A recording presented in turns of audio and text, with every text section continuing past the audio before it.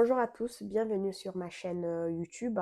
Alors aujourd'hui, je lance une mini-série pour accompagner ceux qui veulent venir étudier en France à travers la procédure Campus France. Aujourd'hui, on va voir ensemble comment bien démarrer depuis la recherche des formations jusqu'à la préparation de tous vos documents. Je sais que c'est un parcours parfois stressant, mais quand tu es bien organisé, en fait, ça peut aboutir à quelque chose de positif. Donc aujourd'hui, je me suis dit, pourquoi pas, en fait, faire cette procédure pour aider les gens qui vont le faire cette année parce que là, c'est le début de la campagne 2025-2026. Donc, let's go! Salut, c'est Alna, bienvenue sur ma chaîne. Merci à toutes les personnes qui me suivent déjà. Ça me fait plaisir de toujours vous lire. N'hésitez surtout pas de commenter, de liker s'il vous plaît. Et bienvenue à toutes les personnes qui viennent de tomber sur ma chaîne. Bienvenue à toi. N'hésite pas de t'abonner, d'activer la cloche de notification, de me laisser des commentaires. J'essaie de mettre une vidéo tous les dimanches entre 17h30 et 18h.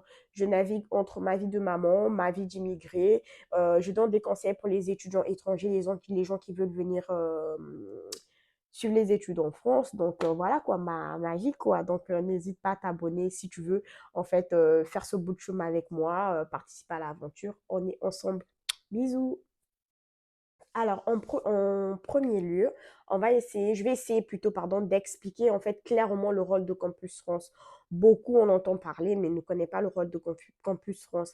Alors, Campus France, c'est une plateforme officielle pour centraliser en fait les candidatures des étudiants étrangers.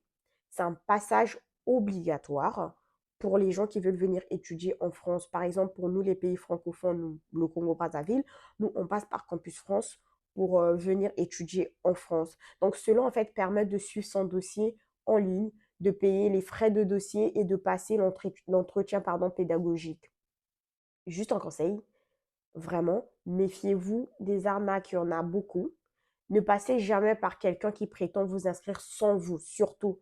L'inscription se fait uniquement sur un site officiel études en France. C'est vrai qu'en fait, il y a certaines personnes qui aident, mais dans tous les cas, ces personnes-là passent par Campus France sur le site officiel. Donc, méfiez-vous des arnaques. Alors, la toute première chose à faire, comment chercher sa formation? Il faut aller sur le site Études en France. Vous cliquez sur l'onglet Catalogue des formations. Vous pouvez filtrer par domaine d'études, donc ça va être sciences, droit, commerce, etc., ce que vous voulez faire, ou par diplôme, ça va être licence, master, doctorat, ou éventuellement aussi par ville. Si vous voulez partir dans une ville, vous pouvez rechercher par exemple le nom de la ville et vous cherchez la formation qui vous convient. Je vais donner par exemple des exemples concrets. Un étudiant en économie peut chercher la licence économie et gestion à Paris, à Lyon ou Rennes. Un étudiant en santé peut voir les facultés les facultés de médecine ou formation paramédicale. Ça, c'est en fait en termes de recherche.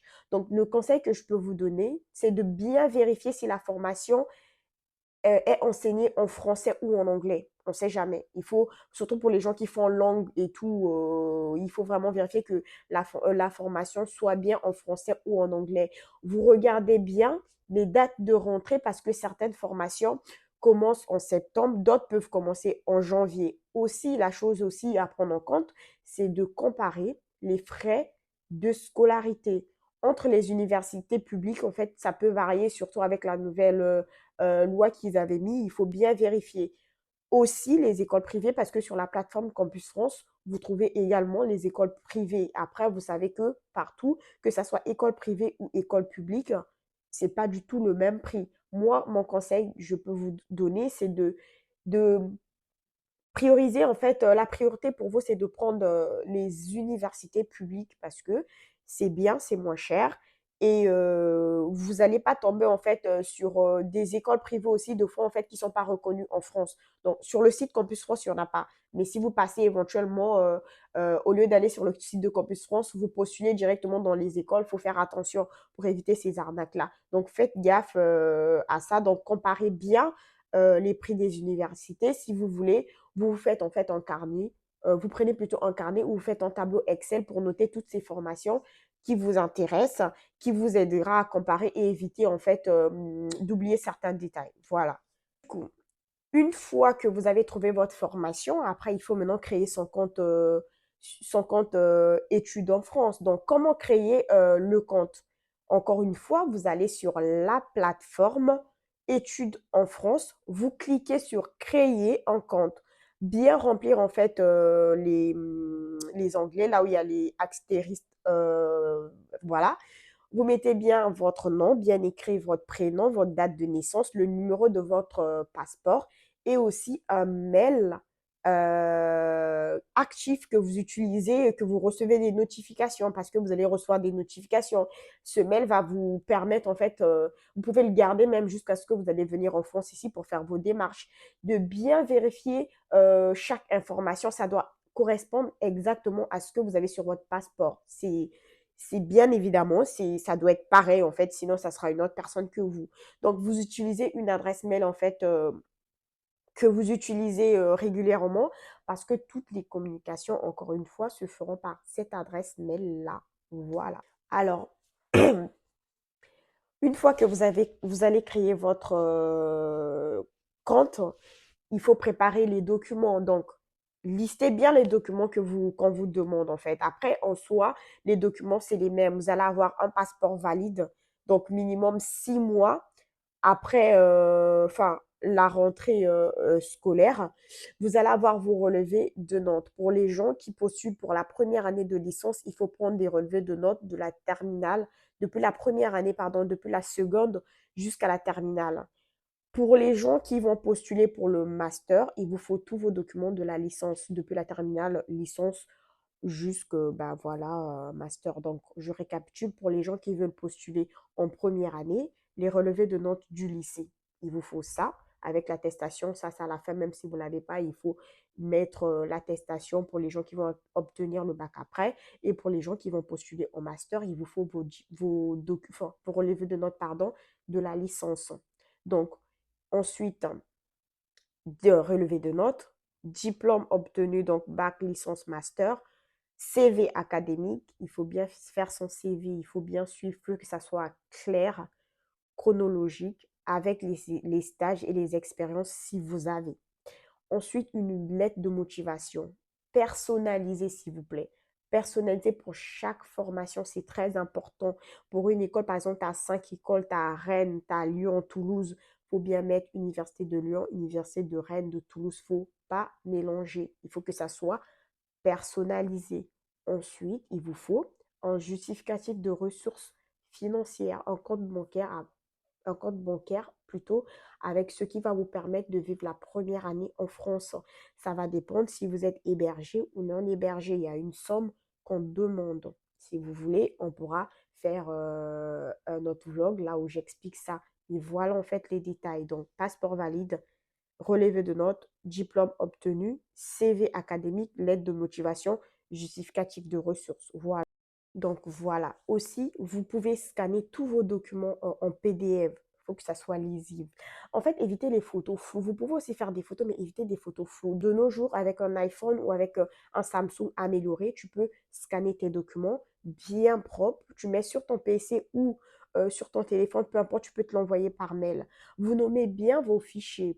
Vous nommez pour que les gens y comprennent. Par exemple, bac, si tu as eu ton bac en 2022, tu mets bac 2022 ou bac, tu mets ton prénom, bac Alna, par exemple. Et aussi, plus vos documents sont clairs et bien rangés, plus ça donne une bonne impression au jury quand c'est propre. En fait, les gens, ils vont pas se prendre la tête. Pour les gens qui veulent traduire leurs documents, il faut que ça soit traduit en français. Donc voilà, voilà, voilà. Est-ce que vous comprenez bien? Alors, pour la limite des vœux. Donc, vous avez le choix, en fait, à des écoles et des vœux. Donc, pour les vœux, vous en avez maximum 7. Bien réfléchir à l'équilibre des choix. Par exemple, vous pouvez prendre 2 à 3 universités prestigieuses. Vous allez, quand je dis prestigieuses, les villes là où c'est bondé de monde, vous avez Paris, Lyon, par exemple Bordeaux, et vous pouvez prendre 3 à 4 universités dans des régions, par exemple, plus accessibles, en fait, pour équilibrer, en fait, vous n'allez pas postuler, par exemple, vous avez droit à 7 vœux, vous n'allez pas faire que Paris, Paris, Paris, Paris. Vous faites, par exemple, Paris, vous prenez, genre, j'ai une connerie, Nantes, vous prenez Toulouse. En fait, vous faites un peu, en fait, la part des choses, en fait, pour maximiser vos chances. Donc, il faut toujours avoir la première école et, genre, un plan B, en fait, pour assurer une admission. On ne sait jamais. Par exemple, si tu veux faire un master en droit, tu choisis, par exemple, en Université de Paris, on va dire Sorbonne, qui est très sélective. Ensuite, en deux, tu peux prendre à Lyon, Université de Lyon 3. Et par la suite, tu prends Poitiers. Donc là, tu as fait grande ville, tu as fait moyenne, tu as fait après Poitiers, tu as fait une petite ville. On ne sait jamais, peut-être que ça peut être à Poitiers ou voilà, tu as ta chance, tu es à la Sorbonne. Donc, essayez de faire en fait la part de choses. Donc, voilà, les conseils que je peux vous donner, c'est de multiplier vos chances. Ce n'est pas parce que la fac ou l'université est en région ou au fin fond de la France là-bas qu'elle est moins bonne. Non, non, non. En France ici, beaucoup offrent d'excellentes formations et donc qui sont plus abordables en fait. Après en soi en fait après en fait en termes de frais d'inscription, ici, ils essaient vraiment de respecter en fait le même prix dans les facultés. Après, ça dépend encore des formations. Donc, vous, ce que vous allez voir, c'est en fait la formation que tu veux faire, qu'est-ce qu'il y a dans la formation par rapport à ce que toi, tu veux faire comme métier, en fait, ce que tu veux faire dans ta vie pro. Donc, il faut regarder vraiment en fait ce qu'on fait dans la formation. Vous pouvez avoir, par exemple, euh, formation enfin, d'économie, par exemple à Lyon et l'autre à Toulouse. Mais quand vous regardez en fait les matières que eux ils proposent, c'est pas du tout la même chose. Mais pourtant c'est enfin vous avez la même intitulé de formation. Donc il faut bien regarder ce qu'on fait dans la formation par rapport à ce qui vous convient, ce que vous voulez faire en projet pro pour choisir son université, sa faculté. En fait c'est très important et aussi en fait ça va vous permettre en fait de bien en fait présenter votre projet quand vous allez passer l'entretien parce que vous savez ce que vous voulez faire. Donc, vous avez bien regardé. Vous ne regardez pas que, par exemple, oh, je vais faire licence de géographie. Bah, c'est la même chose dans toutes les universités. Non, il faut bien regarder licence de géographie. C'est quoi dans la formation? Ils proposent quoi comme matière? Et au bout du compte, en fait, une fois fini la formation, je peux faire quoi comme métier? Parce que ça peut aussi changer d'une université à une autre. Pourtant, c'est la même formation. Oui, ça peut changer. Là, en fait, je pense que je répète un peu les mêmes choses, donc vous avez compris. Bref. Donc voilà, nous sommes arrivés presque à la fin de notre vlog. Donc, je vais faire juste un récapitulatif. Tout d'abord, il faut chercher sa formation, créer son compte études en France, préparer ses documents et par la suite faire ses vœux, ses 7 vœux intelligemment. En première année, pour la licence, vous avez droit à 3 vœux et je crois que c'est à partir de la deuxième année, vous avez droit à 7 vœux. Et dans tous les cas, les gars, n'oubliez pas, quand vous allez commencer votre formation, n'hésitez pas à aller sur place. Au CCF, pour ma part, c'est au Centre culturel français que tu peux avoir toutes les informations qu'il faut. Moi, quand j'ai fait ma procédure, une fois par semaine, parce que là-bas, c'était ouvert à partir de mardi. Tous les mardis par semaine, je partais au CCF. Soit, en fait, là-bas, tu avais t'as des ordinateurs mis à disposition pour les gens qui n'en ont pas chez eux de travailler. Tu peux prendre rendez-vous pour aller travailler là-bas. Tu avais des livres pour trouver sa formation. En fait, n'hésite pas en fait à te déplacer, d'aller sur place. C'est bien beau de prendre des informations genre sur Internet, de ton entourage et tout, mais les gens qui peuvent t'aider, qui peuvent te donner des bons conseils, pardon, ce sont fait les gens qui travaillent au CCF. Eux, ils sont formés pour ça. C'est leur taf. C'est leur taf, ils font ça, ils font que ça. Donc, n'hésite pas à aller vers eux. C'est gratuit en plus. Juste à prendre rendez-vous, tu y vas et tu t'informes. Et même en suivi, même si par exemple, tu ne sais pas quoi faire comme formation, ben, c'est simple. Tu vas là-bas, tu proposes ton projet pro. Après, eux, ils peuvent t'aider. Ils vont te dire, ben, par rapport à ce que tu nous dis, tu peux faire ci, ci, ça comme formation. Ils peuvent t'aider. Donc, n'hésite pas à te déplacer, d'aller sur place. Prendre rendez-vous surtout parce que avant c'était sans rendez-vous. Mais là, avec le monde qu'il y a et avec le Covid et tout, donc ils ont tout mis sur rendez-vous. Tu prends ton rendez-vous. Tu prépares tes questions, même s'il faut les noter, tu prépares tes questions et après tu y vas. Donc voilà pour la première étape de la procédure Campus France. Dans la prochaine partie, je vais essayer de vous montrer en fait comment finaliser le dossier, payer les frais et surtout comment réussir l'entretien pédagogique pour les gens que ça intéresse. Donc, restez connectés. N'hésitez pas aussi à me poser des questions si vous avez des questions par rapport à ça. Moi, personnellement, je parle parce que je suis passée par là. J'ai fait Campus France, je suis passée par là et je trouve que c'est bien de passer par Campus France ou éventuellement d'aller sur place, d'aller se renseigner. Ça, c'est très important. Je dis tout le temps aux gens.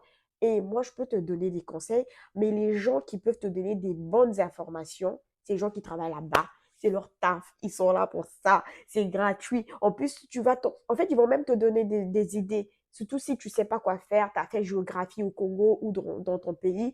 Ici, en France, tu peux venir faire une géographie. C'est pas pareil, hein. C'est pas pareil. Il faut plutôt te dire, je vais faire quoi comme métier qui est en relation ou en lien avec la formation que je fais pour les gens qui sont déjà en licence ou master au Congo, ce que tu fais au Congo. Si tu es en terminale, c'est très bien parce que tu ne sais pas encore ce que tu vas faire à la fac.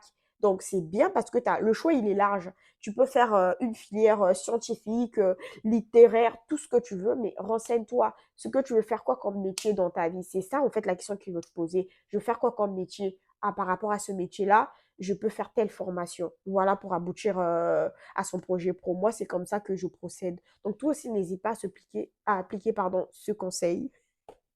Voilà, voilà. Si cette vidéo t'a plu, n'oublie pas de liker, s'il te plaît, de commenter. Et si tu n'es pas encore abonné, abonne-toi. C'est totalement gratuit et on continue l'aventure ensemble. Bisous, à la prochaine.